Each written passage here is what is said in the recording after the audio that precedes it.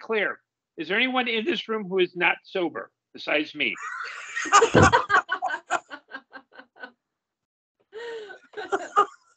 Good. I'm in good company. I'm resident of Collinwood for YouTube, but no, you're not seeing a hallucination. We have with me Gordon Dabowski, Patrick McRae, Susie, Jennifer Indelicado, Don Schmidt.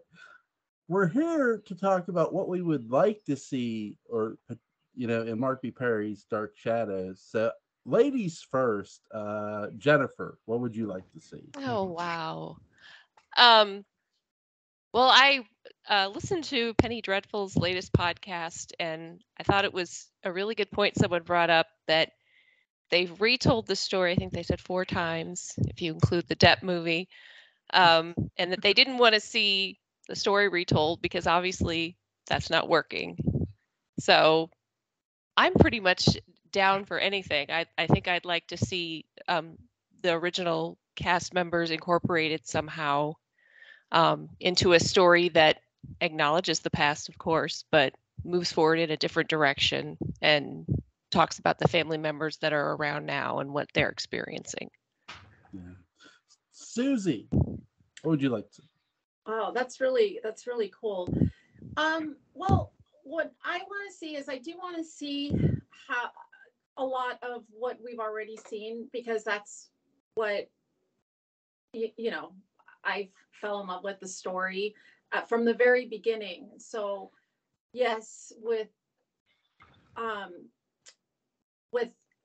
her Victoria coming in on the train and going into Collinwood, what I do really though want to see is I want to see it not so dark. Like I would like for it to be bright and for it to still be Collinwood, still have the same names as the characters had from the original series, but just something more bright. Like even Widow's Hill, I don't think it needs to be dark and depressing. It should be beautiful with beautiful sunsets and all of that. Like I want it to be bright, still dark, but visually bright, if that makes any sense. Don and I were talking about the 2004 reboot, and one of the problems that I had with that was that it was so red. And I know that you guys have discussed it on the podcasts before, how red it was. And I didn't dig that. I don't know. I kind of, that was my biggest issue with that show. Yeah. So. That director was really leaning into the kind of giallo sense. It's kind of Italian horror film, because those are like really red and moody. And the funny thing is, what that director, he directed many movies, but there are 2 you should know about: My Best Friend's Wedding and Muriel's Wedding. You do not hire a wedding director to direct Dark Shadows. I'm sorry. No. But I'm with you on that. Yeah. So that's the most important thing for me. I mean, right off the bat. Well, if you do hire a wedding director, you have to explain to them, hey, weddings and Dark Shadows tend to end one way, with death attached to it. That's the red. Sometimes it's a good one, like with Jason McGuire. That was a death everyone wanted to see. That was a wedding present for the whole family, literally. Patrick, you go next. What do you want to say, dude? What I see is beyond your dreaming, Jewel. I tell you what. This Mark Perry guy, if you see an interview with this fella, he knows what he's doing. Yeah. To the extent that I really think about what Ron Moore brought to Battlestar Galactica in what he did for Universal after 9/11 and all of that, and how he made it both true to the essence of Battlestar Galactica, and then really took that and then ran with it, and you never felt as if you were not watching the show. It always, you didn't have Lauren Green showing up with a can of Alpo, which would have been great. But other than that, it felt like, like what you had always hoped Battlestar Galactica kind of might have been, but never was. Now with Dark Shadows, it's no Battlestar Galactica in the best sense. It's terrific source material. But I think he, from everything I've seen in interviews, he is absolutely the right contemporary person to build on it. From what I understand, it's a sequel series that the title, the use of the word reincarnation, Dark Shadows reincarnation, is, in his words, baked into the show's DNA. And he's very firm about that. He has said he wants to do for Dark Shadows what The Next Generation did for Star Trek, which is to build on it. And to build on it, I think in real time, I suspect, I don't know, but that, it would be the year 2023 or 24 or whatever. And we would pick up, this is what I'm imagining from where things, would be, which would explain exactly how you would work in the cast members of the original series who want to be a part of it. And so I think it's really exciting, and it's not going to be yet another retelling of the Angelique Barnabas Josette triangle, which is very important. But for me, it's kind of like if every Oh no. Hey, Patrick, are you there?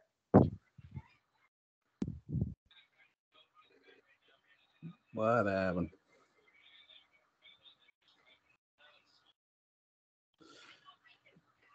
Probably from his perspective, we're all frozen. He's like, why are they all sitting still? Am I that brilliant? Huh? While we're waiting for him to come back, Don, go ahead. Or wait.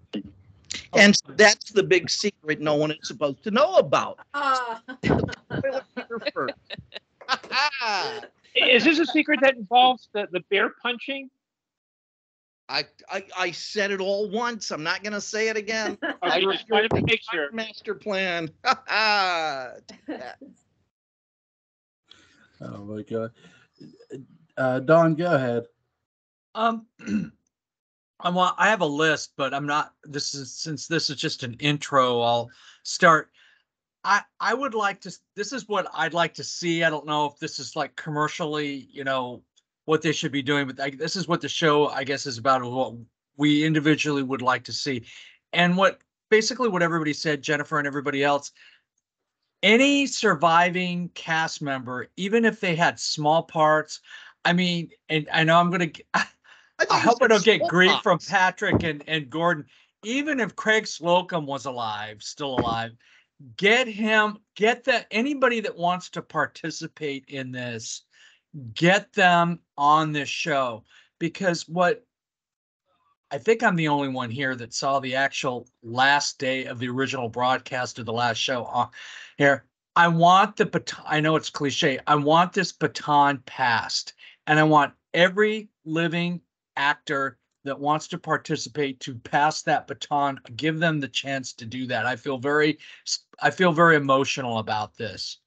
And I'll get into the specifics later. And I know Joel and everybody here, what you've kind of mentioned in the past, what you'd like to see, but I'm having this vision of what my dream of an opening, and that would be having Nancy Barrett do the initial narration, and she's standing there looking up at this magnificent portrait of Joan Bennett.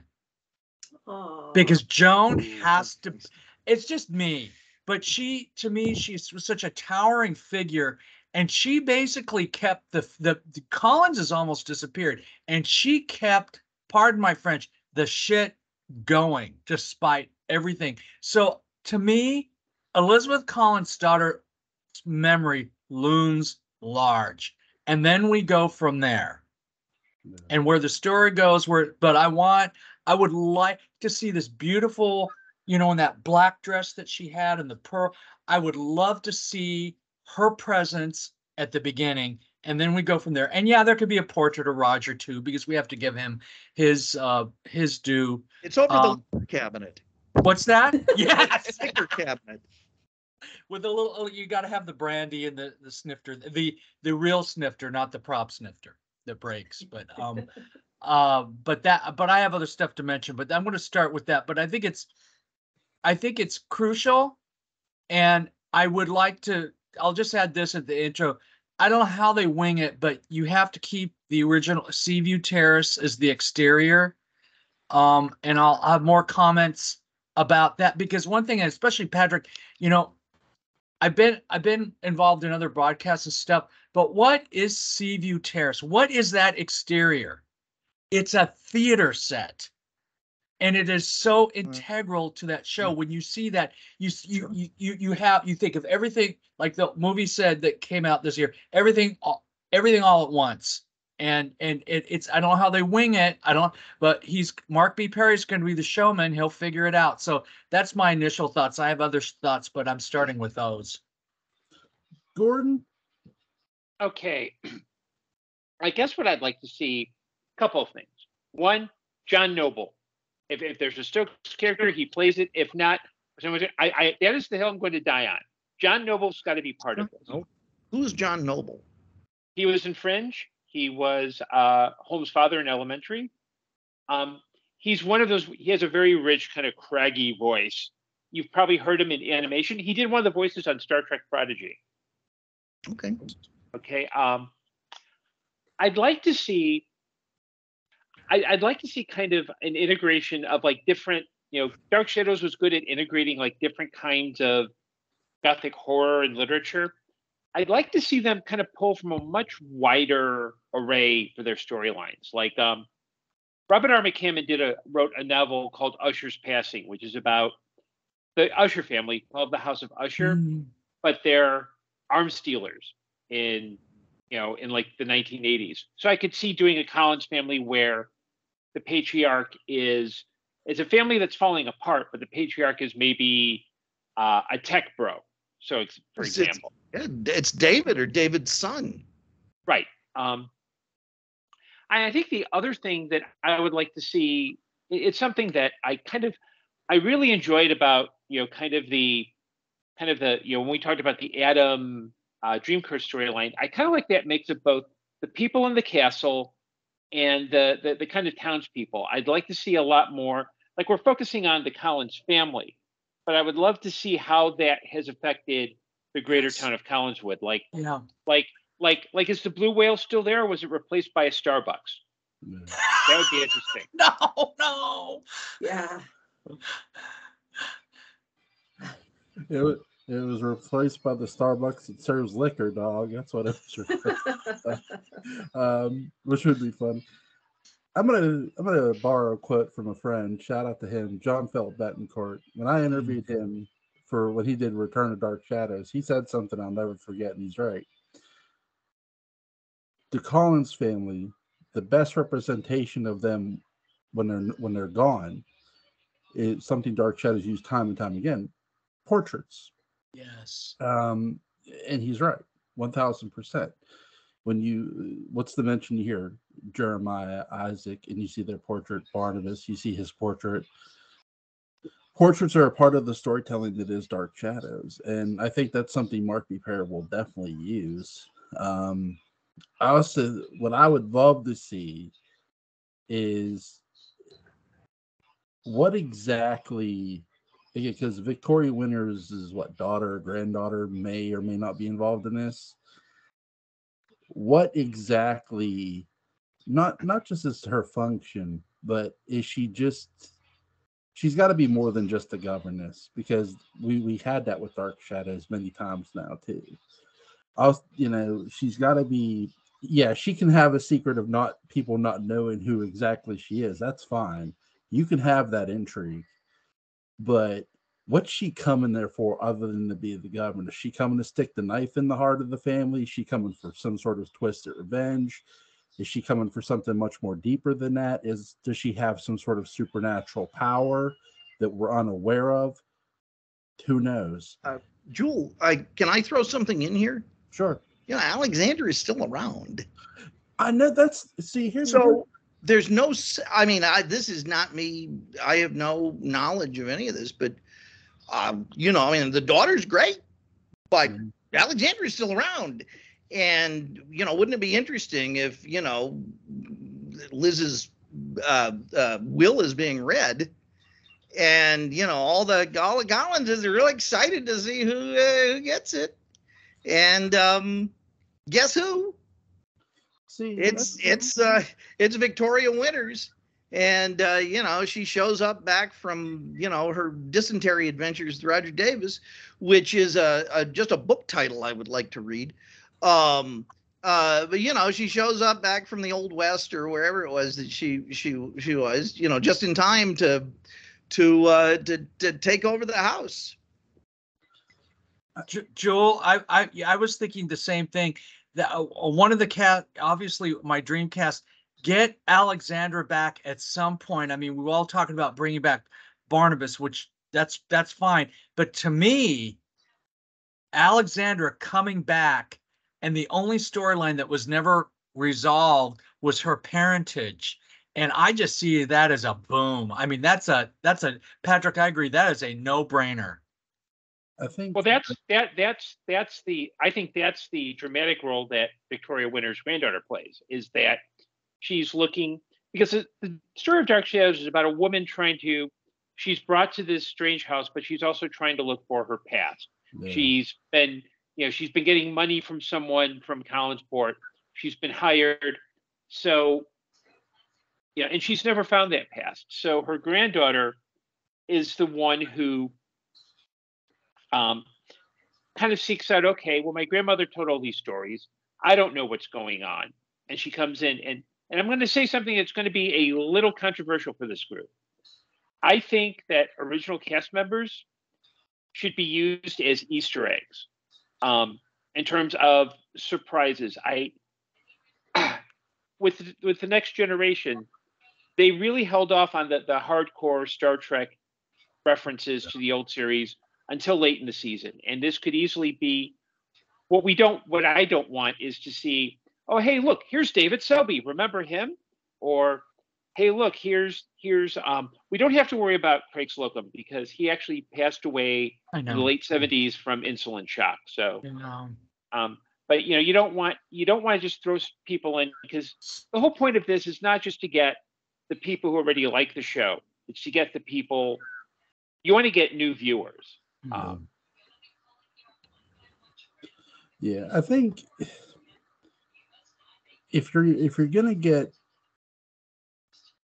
you know, the cameos, if you're gonna have Easter eggs, which I agree with, keep it to so many. Mm-hmm. Like, okay, Carolyn, Maggie, Angelique, David Selby, David Hennessy. Keep it to 5 or 6 from a cameo standpoint.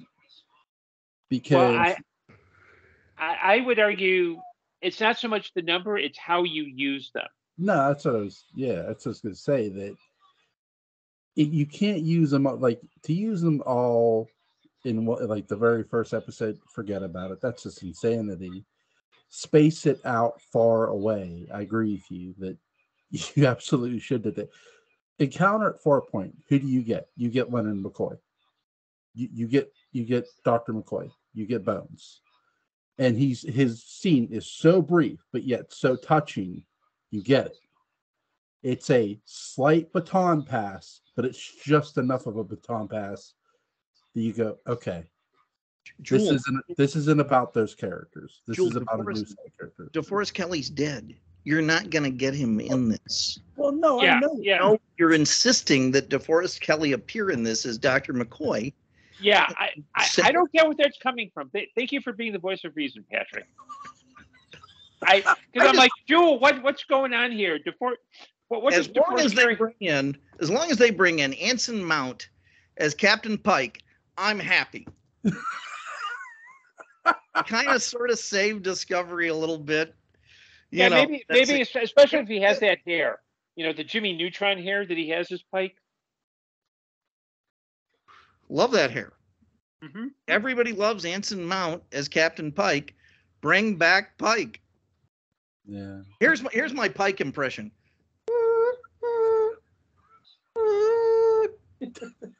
You saw season 2 finale, right? Of what?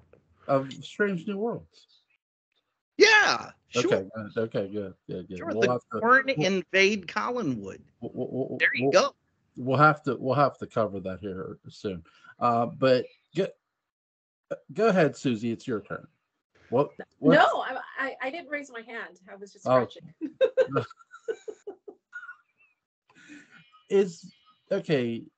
New characters are really a rage for series. They're the growth of series too. I'll use an example because it's the story I read.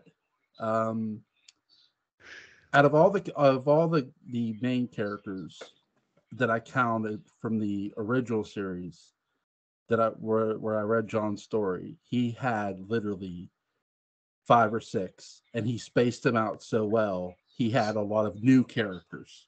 The first original character he started his story with was Carolyn, something Don mentioned. And you really didn't get Carolyn in the first read. You got her husband. They were selling Collinwood. They were selling it all. And he dies, and his death causes her to come there and find out what the hell happened to him, and to reopen everything, because it's like, how can I leave here without knowing what happened to my husband? And I found that really interesting, the way he did that. I'm not saying that's how this should be done, but I found that really, one, ballsy, because it was different. You didn't start off necessarily with a known person. You started off with somebody who you didn't know, who was married to Carolyn. They end up getting killed or going missing. And here comes Carolyn. Okay, I got to find out what happened to my husband. Because again, what happened with Jeb? She kept searching for Jeb. Now here's her husband. Now she's going to search for him and find out what happened to him. And I found that, one, ballsy, and 2, gutsy, because it was different. You have to keep Dark Shadows similar but different in every way. You can't. They're all right. You can't make it the retelling of what we already know. We know the story of Elizabeth. We know the story of Angelique and Barnabas. We know who cursed who cursed what, for the most part. Now there are things we don't know, and again, those are the things, like, for example, okay, did the Leviathan, to Patrick's theory, did the Leviathan send the Collins family over to this land, and whatever, if they use something like that, cool. So again, there's a lot of things left unanswered. Is Patofe still alive? Probably.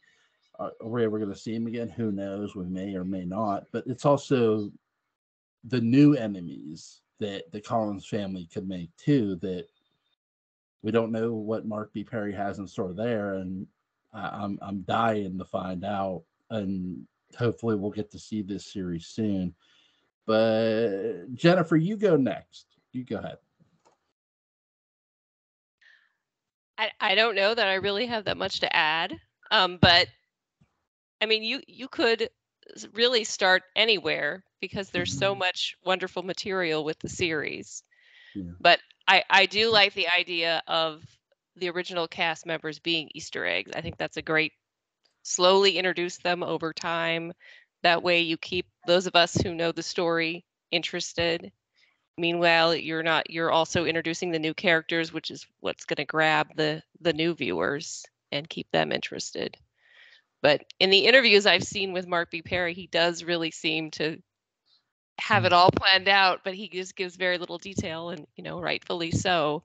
But I think he has mentioned something similar to that, incorporating the original cast, but at the same time exploring new storylines and things that weren't maybe explored in the original series. I think he mentioned mummies and all different Yes. kinds of creatures. Yeah, I just think that would be really interesting. Susie? Well, I want to see, like you guys mentioned, certain stories that haven't been explored. Like, for example, on one of the podcasts, because as you know, Joel, I listen to watch all of your podcasts. You guys did one, you and Patrick, and I think it was on the revival, not on the revival, I'm sorry, on the reboot.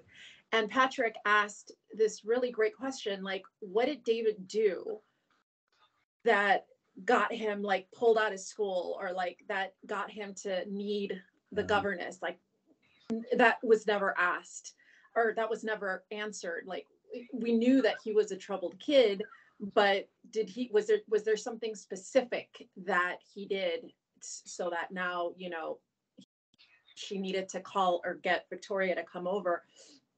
And I think that there is a story there, and it would make for a great, soap opera. I mean, you know how kids are nowadays. You can make it like to be something that is what would be happening in this day and age with kids that are that age that are going to school, something crazy, like, I don't know, he wanted to burn the school down or something to that effect, or they found Roger's gun in his backpack type of thing. You know what I mean? Something to that effect. But those stories, I think, I don't know, I'd like to see that being explored. Those, things that have never been answered. Patrick? Yeah, well, I will sort of be the loyal semi-opposition on some of this. If there is a good story that centers or heavily involves original cast characters, do it. Yeah. Do it. I mean, I would. There is no more. Hey, Patrick. Oh, No. God. Poor Joel. Skype's crazy. What can I say? I know. And he's probably going on and not even noticing that, like, he's frozen at his end. He's like, wait, why are they all? Oh, did they hit pause? No. And it always happens when he's making, like, Yes. the yes, best point. it does. And so that's the big shocking twist. Well, can you repeat all that? Put it all together. Patrick, I already told them Rosebud was a sled. You're not bringing any surprises. But all seriousness aside, really, as I said, there's no reason to hold back on those characters, as there is, a reason to push them forward. And Mr. Perry's a marvelous storyteller, and so if he has a great story that centers on Quentin and Maggie or whatever, that's great. It will not be done for pandering. It'll be done for a great reason, and of course you're going to have new characters that you're going to be integrating into all of this. My philosophy is based somewhat on pessimism, and not pessimism about Mark Perry, but just pessimism about how TV works. And what I really would find my heart broken by is if, oh boy, we had a big plan for Quentin in the third season, and 13 episodes in, they decided to put on wrestling, or Les Moonves gets involved or something like that, and they replace everything with wrestling like they did with Enterprise. And so that's why Dr. Phlox is essential to this. But beyond that, Um, I would bring in as many big guns early on as possible, and rely on the fact that these are interesting characters. These are intrinsically interesting characters, and that who knows how long the show will be around. If it lasts for 10 seasons or something, that'd be fantastic. Yeah. But what a shame I think it would be to hold off too much on that, Right. with the idea that this thing will run forever. I really want to open up that fruit cocktail can and see a bunch of cherries on top. And I have a lot of confidence that they can be served up wonderfully with everything else. I really do. I agree with you. I agree with you 100%. I mean, I can definitely see Catherine Lee Scott play like a Professor Stokes, a female Professor Stokes type character perfectly. That's what Maggie Evans would be, maybe. Mhm. Let her be Maggie, and let's see where Maggie has gone. Right. I think you can have both. You can have familiar characters for the familiar viewers, and these are interesting people. So let's see what they're up to also, along with all of the whatever boy band or that is brought in for the young, the Brady kids singing or whatever the kids are into nowadays. The hacky sacks and hula hoops and so on. Oh, and I agree with you on that as well. And one of the things that I think should be, I don't know, that I want to see, that I think is important, is I kind of want to establish from the beginning that it's the Collinses that are cursed and not Collinwood, or not the grounds where Collinwood is. Like if it's going to be a story or a soap that is dark or gothic or whatever, the family needs to be established from the beginning that they're cursed, that it's not, they don't live in like a haunted house. I think the best, before I call on Dawn, I think the best part of Dark Shadows that established that it was the Collinses that was cursed, in my opinion, was 1841 Parallel Time. Because no matter where they went, if they ran from that room, it would affect them. They were cursed, the Collinses. It would come back on them. And I think that's one of the most creepiest things you can have, knowing that no matter where you go, you're doomed. When you run from something, you're doomed. It's about having that last name, and there's no hiding from who you are and what your name is. Joel, Are you sure you want to be a motivational speaker? But you also have a great story idea, which is, okay, the Collins family came from England to establish Collinwood and all sorts of other stuff.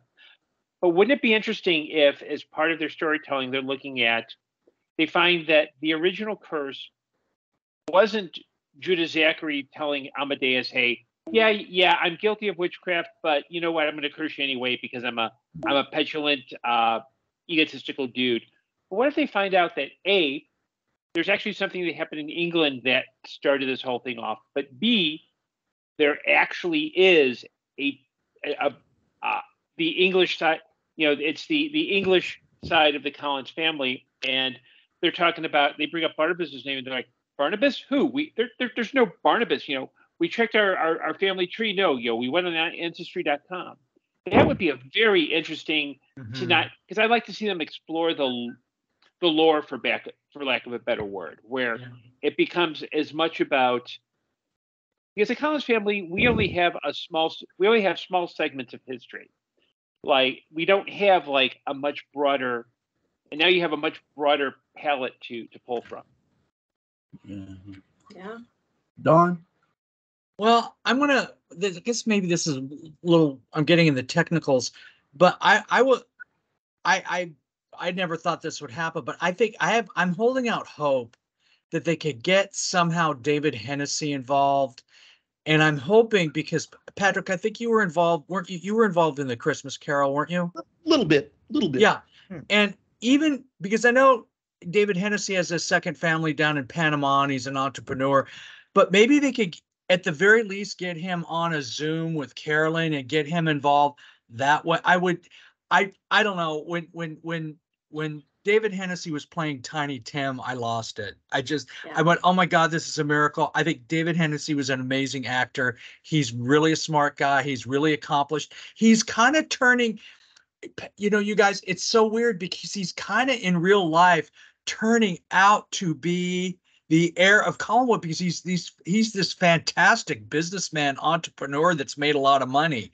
And I would really like, somehow, please, Mark B. Perry, get David Hennessy on. And I want to see that interaction with him and Carolyn, even if it's through a Skype.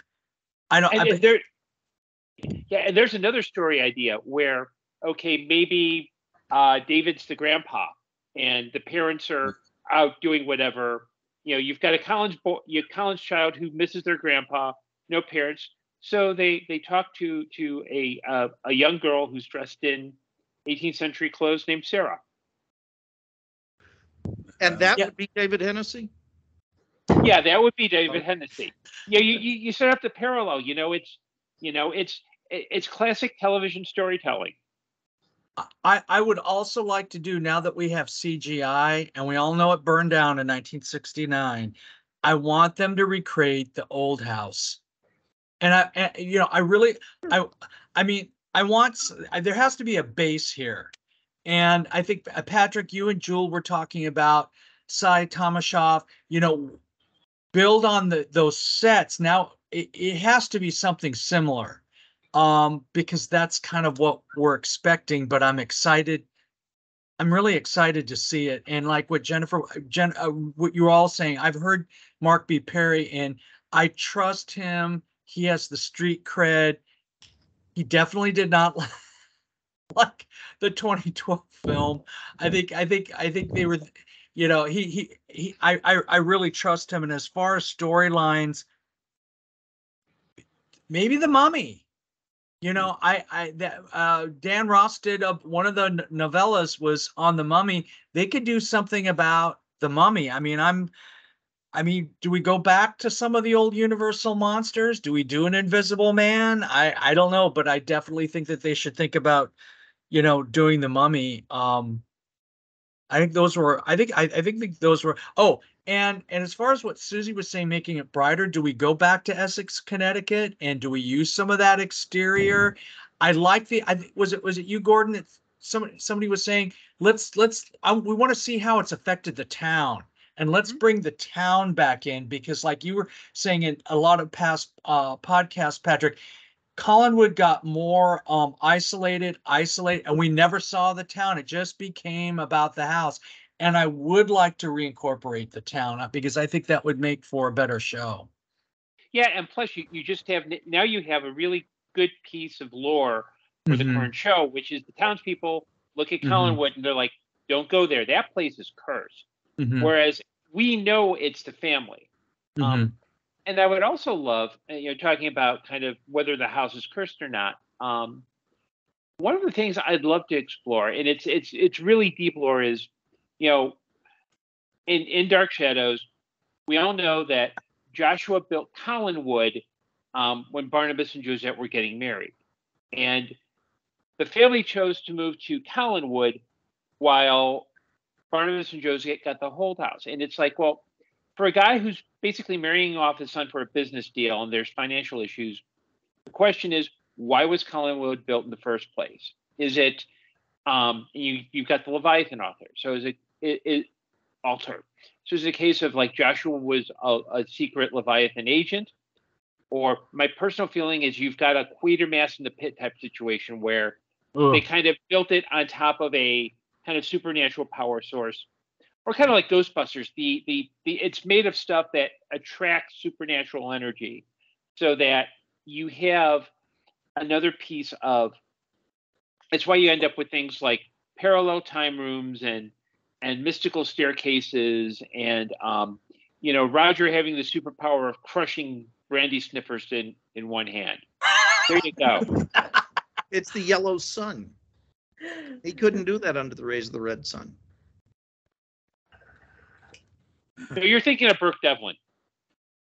What a guy. Well, to the old house suggestion, now I'm going to reference another franchise. Keep in mind, in Halloween Kills, you see the Myers house.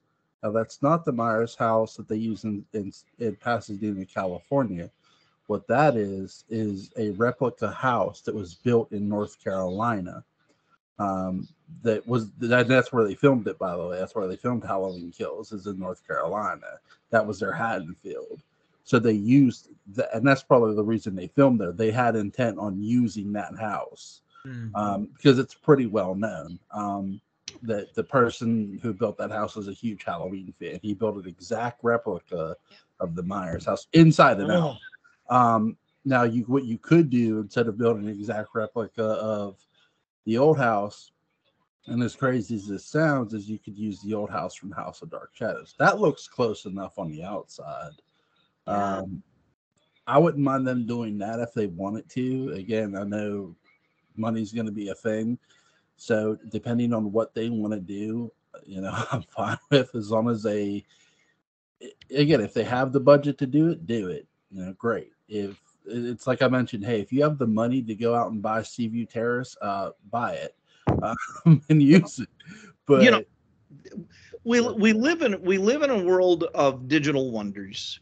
Yeah. And so, I really don't think there's a tremendous limitation on, being able to have the original old house or whatever. It's digital matte painting. It's there's all sorts of things that you can do. So there is no reason not to have. If you want your doctor, you can keep your doctor. If you want your old house, you can keep your old house. And with Bob Vila, and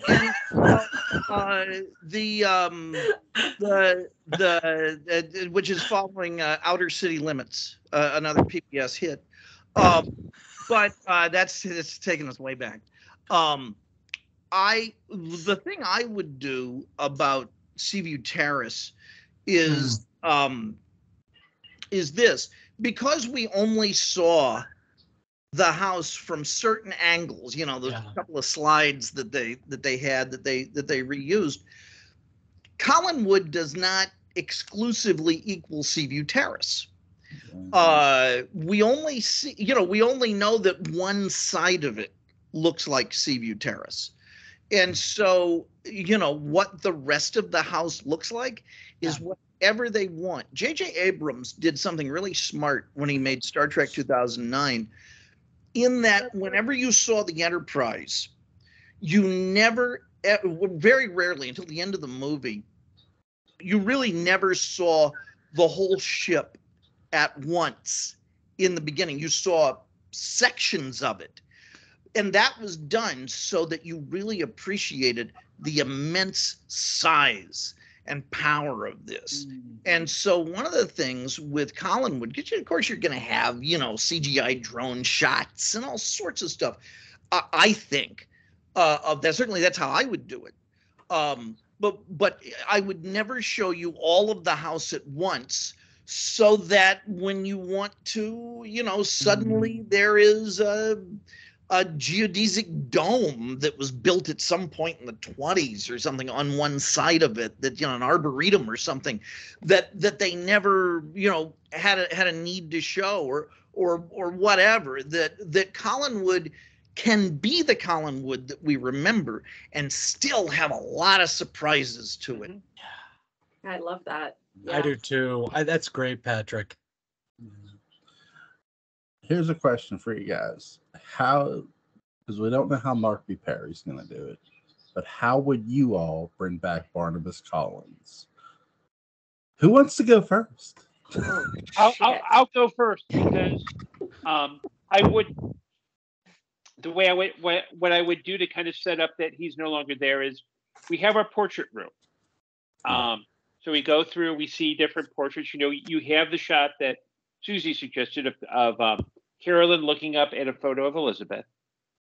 And then as we go through, we're looking at the history. So like Roger, we've got dates. You with Barnabas, you may have like a date that says something like 1795 to 2016, because I don't think you can replace Jonathan Frid, and I think trying to do the spirit in another body is going to be a lie. But what you do, hi, howdy joke. But anyway, what you do is you then go to Quentin, and you have Quentin's.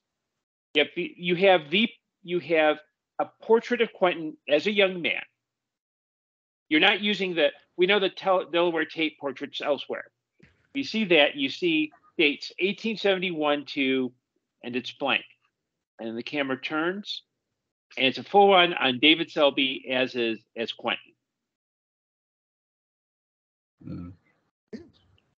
And you kind of make him the kind of patriarchal, you give him the Barnabas role, basically. Cool. Don, you want to go next? Anybody? You know, I'm deferring to this because it's really hard to do. I liked your idea, Joel. I think at Big Finish, they did kind of something similar in a way. I don't think they used blood. But if we're going to bring Barnabas back, I'm going to defer to your idea, which was kind of intriguing. Susie? Yes. How would you bring Barnabas back? Well, I am still stuck on it being, the story that we already know. So, I haven't really given it much thought as far as how would he come back. I like Gordon's idea a lot. The only thing that I kind of thought that I thought that you'd ask is like, who would you want to play Barnabas? And I was just kind of going on in my head about it for so long. I couldn't think about who we could get, or who would I like to see play Barnabas, or who could pull off that role. So I thought that, I don't know, did you guys ever watch that TV show called Downton Abbey? No, never seen it. I did. Yeah. Okay. So there's an actor in Downton Abbey, and he played Thomas Barrow. His name is Robert Collier, and I thought that's Barnabas right there. So as far as introducing him, again, just the same way that we were introduced to him on the original show. Yeah. Jennifer, how would you bring back Barnabas? I kind of agree with Gordon. I don't know how you would do that. I think maybe you could have a vampire, or maybe somehow maybe Barnabas had a child. Maybe Julia kept him in his human form, cured him. He has a descendant, and that descendant is a vampire, or something like that. Maybe just bringing in someone who has that same affliction without bringing Barnabas back. Yeah. And doing a lot of the portrait shots, like was mentioned before. Yeah. Patrick. Sin boldly. I would do one of two things. I would do the, brain in a new body thing. Dark Shadows has a rich history of that, and Count Petofi was doing it constantly. Mm-hmm. And soap operas have a rich history of, they're in an accident, and it's a different actor, and that sort of thing. So you can always do that. And I know who I would hire to play Barnabas, because I think that there are very specific things about Barnabas that often get ignored. And the biggest one is how neurotic he is.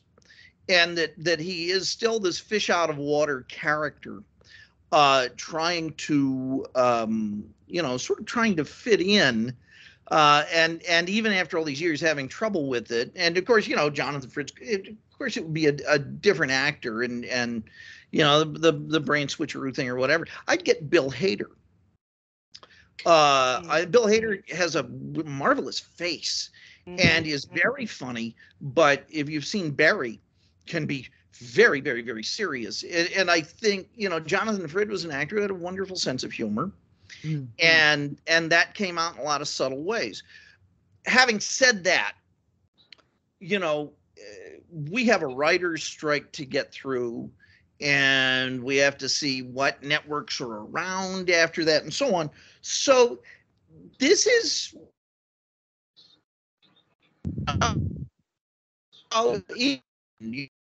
executive from a network came down and said, "Go, baby, go."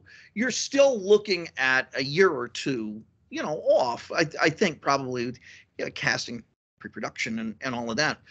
In that time, AI is just going to get better and better and better.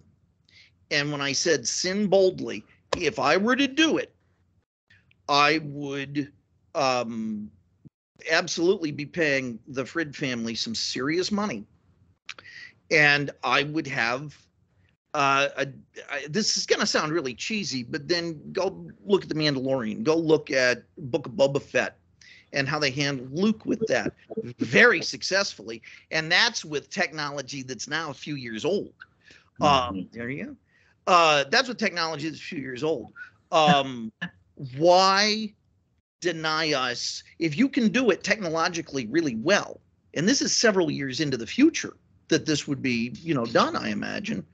For God's sake, give us Jonathan Frid.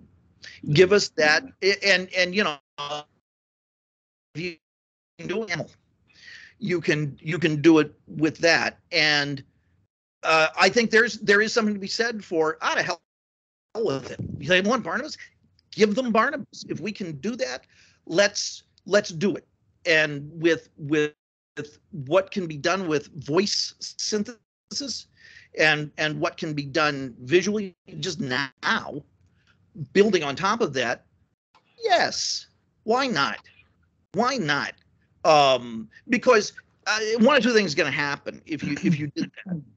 It will be a colossal disaster, in which case, you know what, probably the show is just not meant to be, or it will be done well and it will be a big hit. And I think that's going to come down to the writing. If it's well written, you can have Senior Wences and people would watch it and they would be okay with it. So give me and give us damn Jonathan Frid Barnabas. And I'm front row seat. If it's well written, it'll be great. Yeah, the only company that is never going to use artificial, well, at least as long as Vince McMahon is alive, artificial intelligence is WWE, because Vince has final say on every match that happens. I don't think I think while there's a lot to be gained by tapping the vast creative resources of professional wrestling, something tells me that there might be other creative resources that might be tapped first.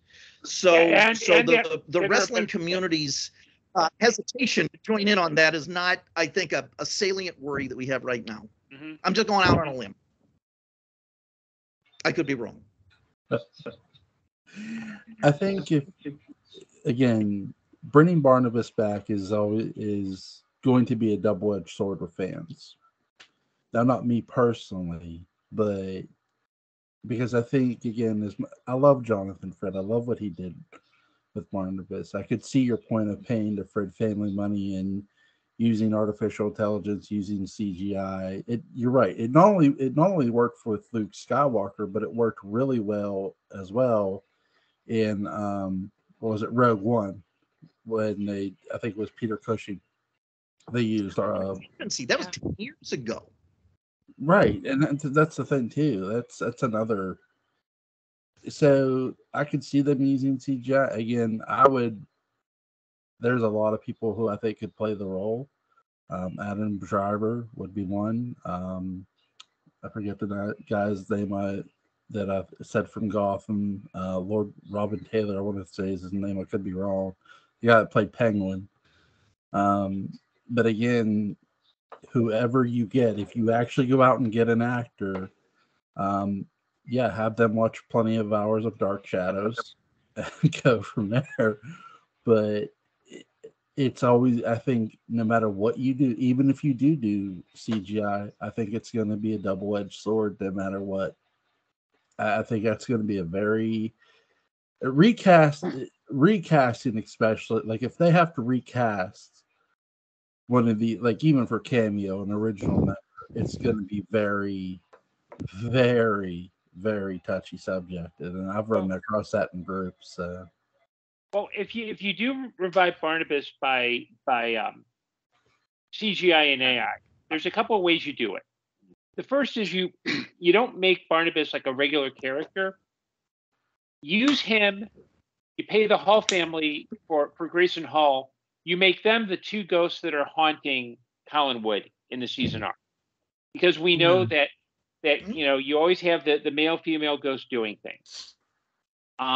You could, if you really wanted to, and that what you would do, and this I think would be a really interesting thing for the fans to, interesting thing for people watching, is that kicks off into the 1972 flashback, where you could have people who you do the classic cast plays their younger members, but with Barnabas and Julia, you hire two actors who do the Peter Cushing and Rogue One thing, where it becomes, because you don't want to add too much to Barnabas's history.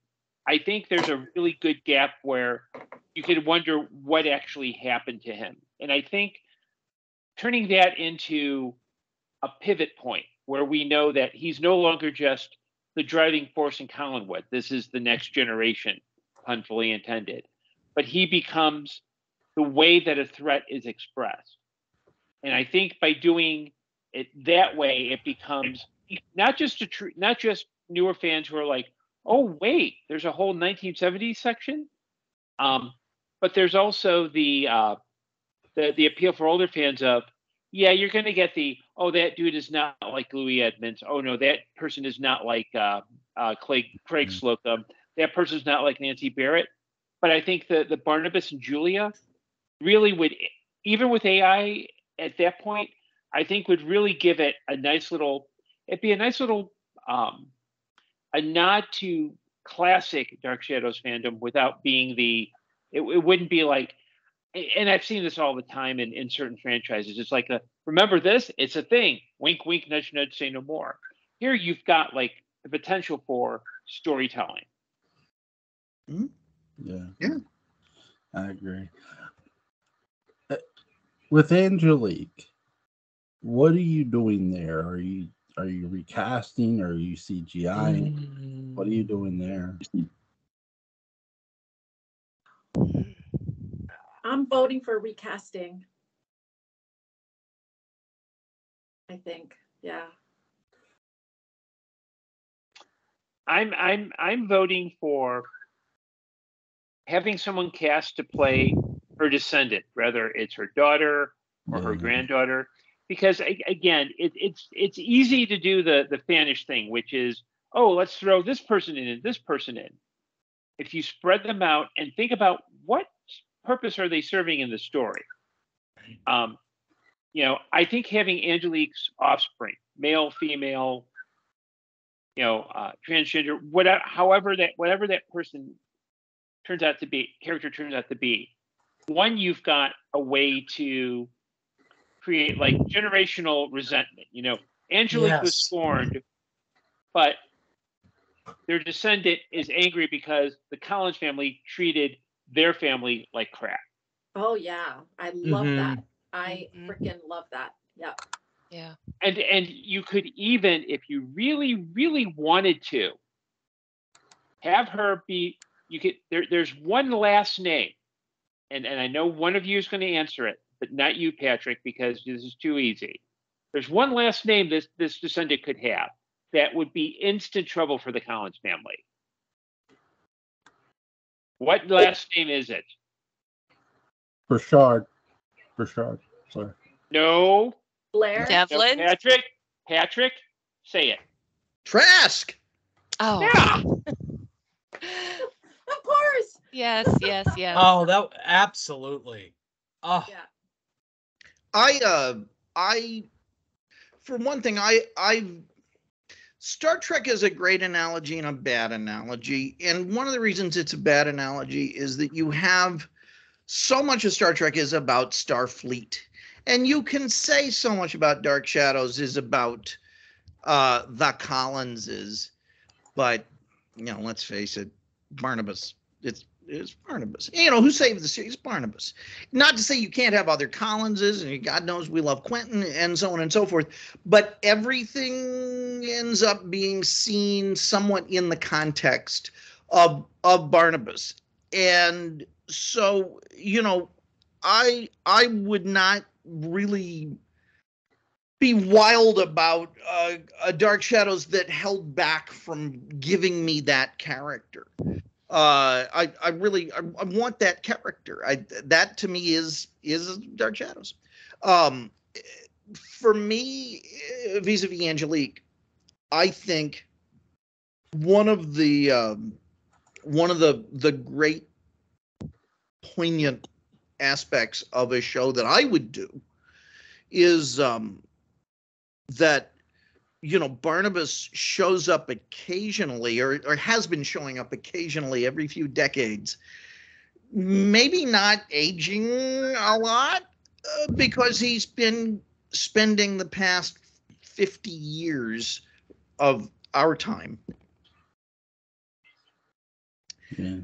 going to every single timeline he possibly can to map where Angelique might have been, and he can never do it.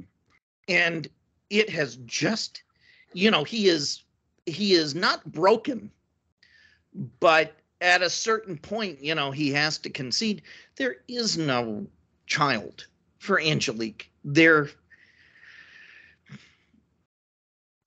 They never had that chance, and that her absence in instances where she is so needed, the real Angelique, the 1840 Angelique, is so needed, and he knows this, and it is this weight on him that he has to keep pushing through. This, WWAD, what would Angelique do, is a thing that's what haunts him. And yet he pushes through, and there are new characters and so on and so forth. But that's the yellow impurity in his power battery. That's that becomes the new real weakness is the fact that he never got to, because that's the most beautiful, horrible moment of all of Dark Shadows lore. And so bringing that back and using that here and there, for me, is so beautiful, is so wonderfully horrible that I would really love that pain as a storytelling element, and to confront in a show that is so much about death. And about death just being a new state of being, that sometimes death really is death. And how does Barnabas deal with another immortal being gone? The one thing he thought he could count on, whether he liked it or not, is, okay, what time? Okay, here comes Angelique, and now that he's okay with it, she's not there. That's just my personal feeling on that. Stuff of Greek tragedy. Yeah. See, again, I'll give a shout out to him. John did that in his story. He gave Angelique a child, her and Barnabas, and he did it by using time travel, which was interesting. So I think you could do it for sure. Have. Again, Barnabas ended up, though, realizing the error of his ways, and he took the child away from Angelique and gave her up for adoption. But I think you could do something where Angelique and Barnabas do have a kid together, whether it's a son or daughter. You could play with that for Yeah, I sure. mean, you could. I mean, it's fantasy, so you could. For me, I think there's something really engaging about that absence being the one element of the real world and how the real world operates that gives the story a real element of relatability, because the idea of loss, the idea of being unable to undo this loss, is so important for what we know Barnabas to be. And that, for so much of the series, he is, at every opportunity, it's like, oh, Rachel Drummond, okay, well, oh, Kitty Solms, Maggie, but it never is. Well, I guess it is eventually with Kitty Hampshire, but and that's for like 10 minutes. And that just when he crawls out of that, he's around for a few months, and he realizes that, oh God, it was Angelique all along, and now that's a thing. And he's just the Puccinello of this kind of world, and that distance, that loss, that longing, that lack is so relatable, and it's something that for me is so quintessentially Dark Shadows, that Barnabas is a man built to mourn and to try and undo it, and that it never quite works out. Wow, that's as much a part of Barnabas as anything else, and finding new ways. And I mean, you're gonna melt every heart in America. You tell a great romantic story is not to give the person what they want, but to keep it right out of reach.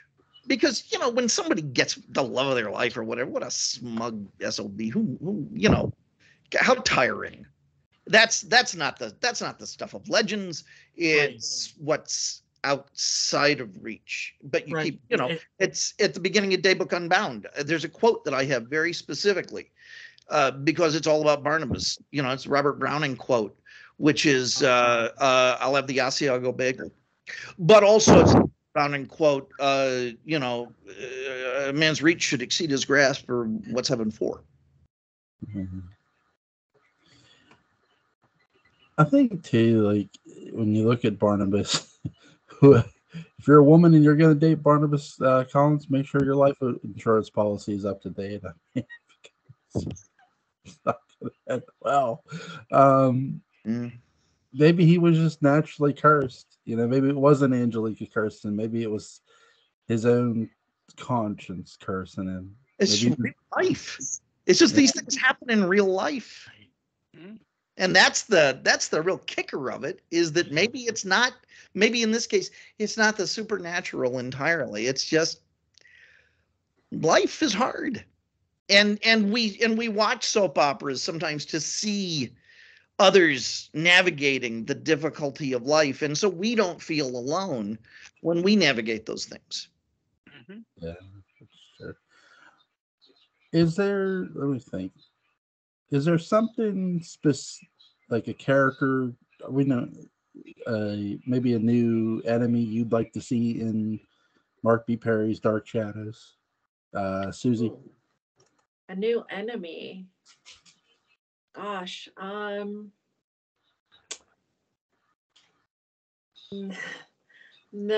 I don't know. I haven't. I don't know. Let me think on that for a little bit. Jennifer? They're kind of their own worst enemy. So it's hard to think of anybody that could come in and make things any worse for the Collins family other than themselves. So yeah, I don't think so. Patrick? 3 words. Ernst Stavro Loomis.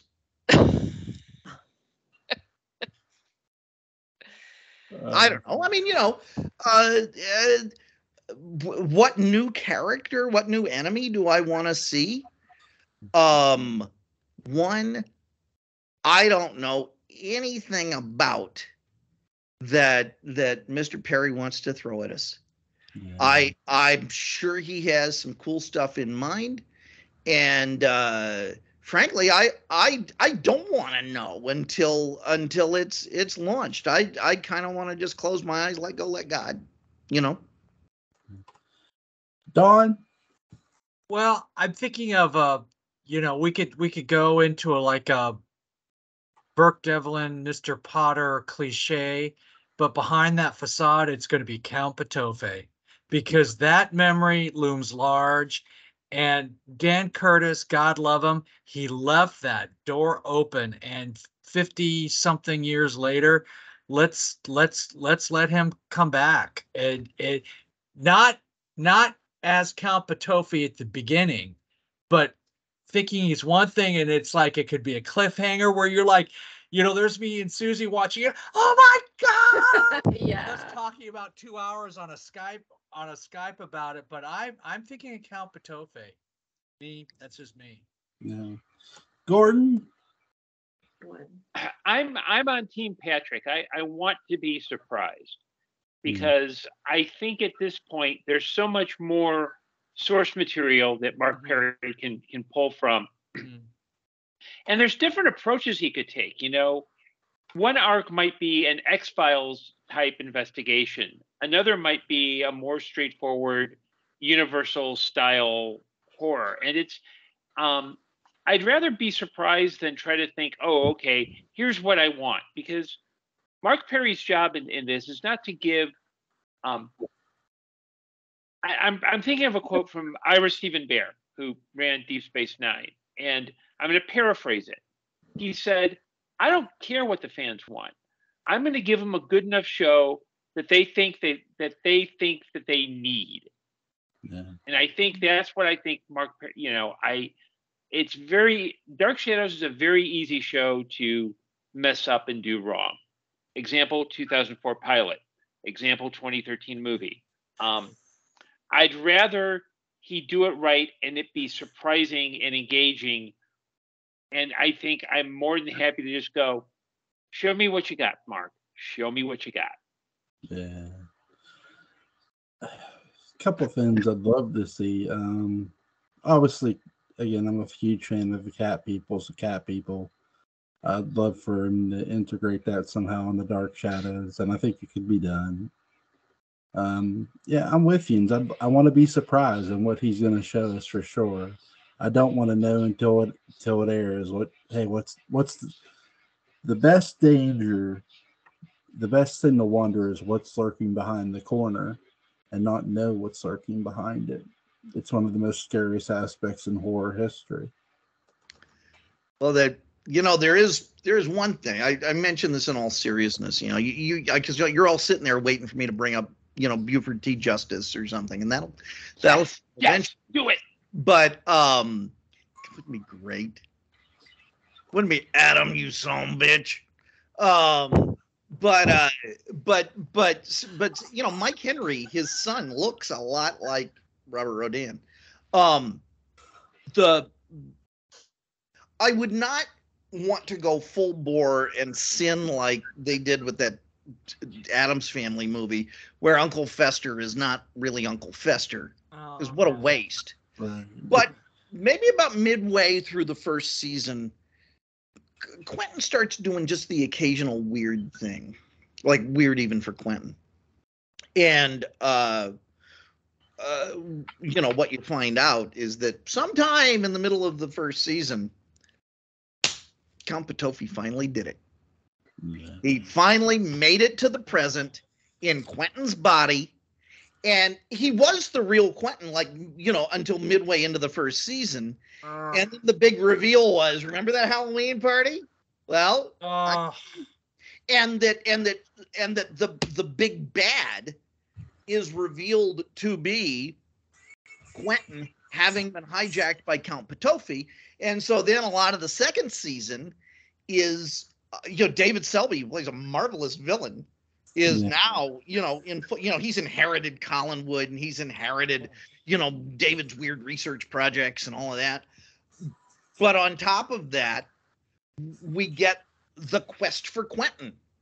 Yeah. Where did his spirit go? It's kind of this, trying to figure that out and find him and pull him back. And you've got half the people at Wyncliffe all claiming to be Quentin Collins, kind of like claiming to be Napoleon. And so maybe it's one of those, maybe it's someone else. And the second season, at least the midpoint of second season is about returning returning Quentin to really being David Selby, in which case Petofi is now someplace else, and it's Quentin taking sweet revenge. Oh, Wow. I've said this before. I have when they go to cast Mr. Best, okay, I have the perfect suggestion for Mr. Best. Our one and only Patrick McCray. As Mr. Best? That's Okay, right. sure. That's right. I want Patrick to play Mr. Best in the Mr. new series. Best. Now, Mr. Here's- James Best. Roscoe P. Coltrane. Oogie oogie oog. oh my God. But here's something too. Like when you look at another potential enemy, could be Barnabas himself. I mean, we've seen so much time travel and parallel time Yes. travel. You could Absolutely. literally see not necessarily somebody else in Barnabas's body, but literally imagine there being a dark room, a dark parallel time room, and it's empty, but it's not quite empty. It's like there's somebody standing on the other side, and it's literally an evil vampire Barnabas. It's in a sense the House of Dark Shadows Barnabas, but way worse. I mean, completely evil, completely corrupted. Like he's murdered every family member in his own. I mean, that's something that would scare the shit out of me. Yeah. He's got that red baseball cap. He's easy to find. oh my God. Oh shit! Build the wall to Logansport. Build the wall. Built the wall. That low-hanging fruit. I'm sorry. But Oh my god! That's scary. Oh shit! Oh my god! oh my God, Tony Peterson froze up again at his press conference. Mitch McComb. Anyway, yeah, that's somebody we haven't mentioned. Get Tony Peterson in on all of this. Yeah. And he, of course, is possessed by a Trask because he is, obviously a Trask descendant with a different name. And God bless him, Jerry Lacey. Now more than ever. Yes. Oh, Yeah. I have no more questions for you guys. Is there anything anybody wants to add? I kind of have a question. What do you guys think about, would you guys like to see, how at the beginning of every Dark Shadows episode, they start off with like a narration or like, a description of what's happening, like a voice. Of course. What do you call that? Part of Would the you guys like to see narr- that? Sure, that's part of the Mhm. ritual. oh yeah. Yeah. Yes, that would be great. Yeah, I like Yeah. that too. Yeah, an opening narration is again, that's what they call it. It's a narration, opening narration. That's something we all definitely want to see for And- sure. And Joel, I think they have to incorporate. I mean, they'll have more of it because they'll have to bring in new people, but really bring in Robert Colbert's music. I think it's an integral part of the show. It's a It's- no-brainer. It's such a character. Yes. It is such a character. I was watching some clips of early Joan Bennett and Nancy Barrett talking, and really, when we think about how that early part of the series was, they had just a few woodwind notes at the beginning of some scene in Joan's bedroom as she's talking about some problem or whatever, and I realized that the most interesting character and the most Dark Shadowsy character in that moment was Bob, God bless him, Colbert. Yeah. And that music and how that just immediately tells so much Mhm. about the mood and moment and where you are. And really, I halfway just wished I had the opportunity to turn down the volume on the actors, turn up the volume on Mr. Colbert's music and just sit there and watch them and listen. So, so many times they ditch the original music to these things, and paging Mr. Burton, and what a mistake. Going back to the Addams Family movie, the Barry Sonnenfeld 91 Addams Family movie. In the many mistakes in that film, one of the most unforgivable is not having that great Vic Mizzy music, which told you everything about how warm and welcoming that world was. Yeah. And it is just part of it's as much a part of the fabric as the points on Barnabas's hairdo. It really is. So, yeah. Yeah. Anybody else want to add anything before we go? No? Anyone? Can I add a couple of things? Sure. I want to say that I recently watched a movie and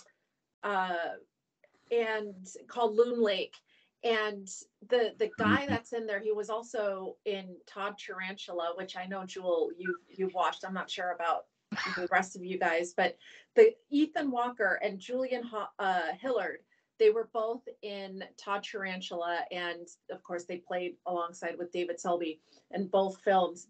They're two great actors that I would love to see in this TV show. I just think that would be really cool for them to be on there. And then also, this is kind of showing my age, but when Don asked me, like, what would you like to see? I was like, who I'd really like to see is Grant Show. I think he would be, do you guys remember him? Grant Show from Melrose Place? I loved him. And I think that he would be so cool to play in this soap opera. So, yeah. Yeah. You know who I'd like to see in a Dark Shadows episode, even though he's never been near Dark Shadows? Patrick Duffy. Yeah, he can emerge from the shower after the Dream Curse revival. Yeah. Well, would he have the webbed hands? Of course he would. It's a Okay, dream. It's a Dream Curse. You got Man from Atlantis, Seaview Terrace, Collins family building ships, the Seaview submarine, Patrick Duffy. Because it's all connected, people. It's all connected. In my expanded universe, yeah, sure, luxury seafood. No, starting after World War II, Jameson Collins' big project was helping Admiral Nelson build the Seaview, and that was they laid keel or dropped anchor, whatever they do with those things, sang a shanty or whatnot. That's the big secret project. That's why werewolves were always showing up on the sea. Remember that werewolves constantly on the Seaview. What was it? Didn't they spray for them?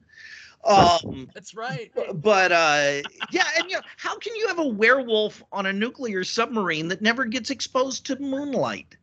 But they figured Irwin Allen was an innovator, and he figured out a way. He wasn't going to let that stop him. So wouldn't that be fun? The Seaview, bring it in.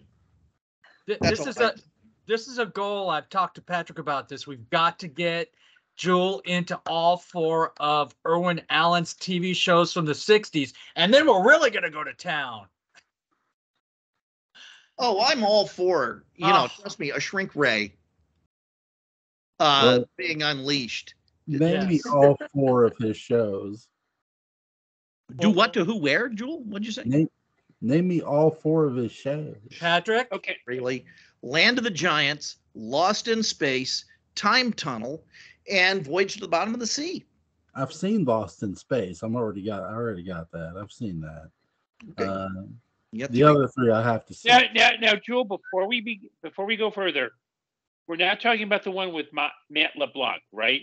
You're talking about the show, not the movie with Matt LeBlanc. Oh, no. The movie with Matt LeBlanc. That's the Tim Burton version of Lost in Space. Please. Well, now, And you know who wrote that? The guy who does Strange New Worlds. It's like Strange New Worlds is his penance.